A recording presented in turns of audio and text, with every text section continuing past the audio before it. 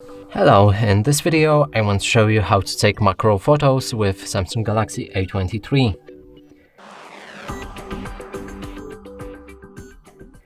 And to do this you'll need to open a camera. Here go for the more and you should see the macro mode.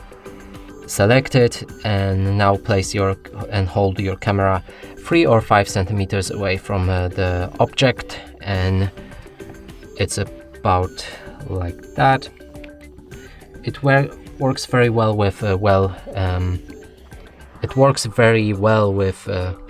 good light, and if you don't have it, the pictures might not be as good as they could.